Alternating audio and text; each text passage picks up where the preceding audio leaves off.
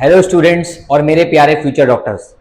जैसा कि मैंने आपको बताया था कि 10 जुलाई को एमपी हाई कोर्ट में सुनवाई होने वाली है। तो वो सुनवाई के ऊपर क्या हुआ, उस सुनवाई के बारे में आपको बताते हैं। तो एमपी हाई कोर्ट का ये कहना है कि जो अफेक्टेड स्टूडेंट्स हैं कुछ पर्टिकुलर सेंटर्स पर, जो लोगों को, जिन बच्चों को पावर आउटेज की वजह से दिक्कतों का सामना करना पड़ा, तो उन स्टूडेंट्स की वजह से इतने सारे स्टूडेंट्स को क्या हम अफेक्ट कर सकते हैं? क्या उन स्टूडेंट्स की वजह से अगर हम री नीट करवाएंगे देन बहुत सारे स्टूडेंट्स हैं, बहुत सारे स्टूडेंट्स को क्या होगा, इफेक्ट होगा, जिन स्टूडेंट्स को क्या होगा, परेशानी होगी। तो कोर्ट का ये कहना है कि ऐसी मिसहैपनिंग्स होती रहती हैं, ऐसी मिसहैपनिंग समय समय पर होती रहती हैं। जैसे फॉर एग्जाम्पल कोर्ट ने यहाँ पर एक पॉइंट उठाया, वो पॉइंट ये उठाया है कि जो अहमदाबाद का प्लेन क्रैश हुआ, वो प्लेन क्रैश अगर देखा जाए तो एयर इंडिया के बहुत सारे विमान है, पर सारे विमान तो क्रैश नहीं करते।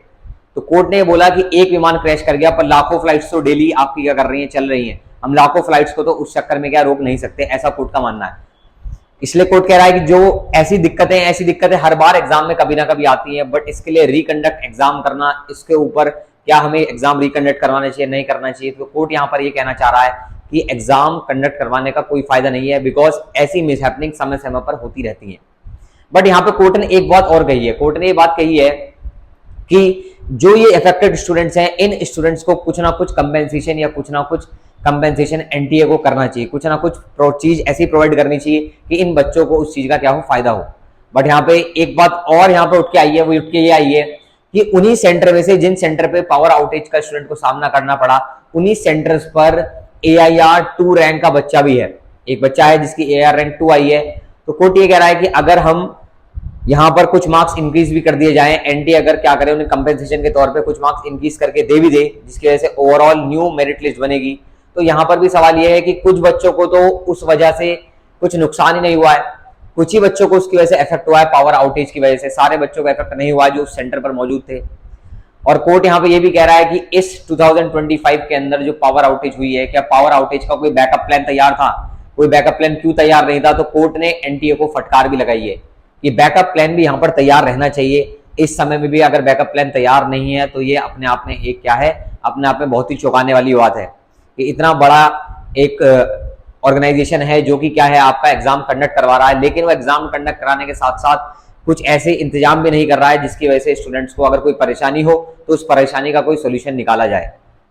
तो अब कोर्ट ने अपने फैसले को क्या कर लिया है, रिजर्व करके रख लिया है। कोर्ट फैसले को रिजर्व करके रख चुका है। कोर्ट बाद में इस फैसले को सुनाएगा। इस फैसले को, फैसला कोर्ट ने रिजर्व कर लिया है, फैसला कोर्ट ने रख लिया है, बट फैसला बाद में आएगा कि क्या फैसला आपका एमपी हाईकोर्ट देने वाला है। मोस्ट प्रोबेबली री नीट तो आपका नहीं होने वाला है, बट कुछ कंपेंसेशन के तौर पे हो सकता है कोर्ट ऐसा डिसीजन लेके आए कि बच्चों को कुछ कंपेंसेशन दिया जाए। बट फिर वही बात है, अगर बच्चों को कंपेंसेशन दिया जाएगा देन आपकी मेरिट लिस्ट जो है वो दोबारा से तैयार होगी, और अगर मेरिट लिस्ट दोबारा से तैयार हुई तो कई सारे स्टूडेंट्स को यहाँ पर क्या है, यहाँ पर बहुत सारी परेशानियां झेलनी पड़ सकती है। जो बच्चे बेसिकली मेरिट लिस्ट में क्या है, जिनके अच्छे मार्क्स आएंगे, हो सकता है वो मार्क्स में क्या है, अच्छे मार्क्स आए होंगे, हो सकता है वो उन बच्चों के आने से उन लोगों के मार्क्स क्या हो जाए, नीचे हो जाएं। उन बच्चों को जो एक्स्ट्रा मार्क्स मिले हैं उसकी वजह से जो नॉर्मल बच्चे हैं उनके मार्क्स नीचे हो जाएं, जिसकी वजह से उनकी रैंक पर भी फर्क आए, और रैंक पर फर्क आएगा तो देन कॉलेजेस पे भी फर्क आएगा। तो इसी तरीके से कोई भी अपडेट जो आने वाले रिजर्व डिसीजन है, वो रिजर्व डिसीजन भी मैं बताऊंगा जब भी वो रिजर्व डिसीजन आएगा। आप ऐसे ही वीडियोस के लिए चैनल को सब्सक्राइब करें और वीडियो को लाइक करें ताकि कोई भी कंटेंट आप लोगों से क्या ना हो, बिल्कुल भी मिस ना हो। Thank you so much.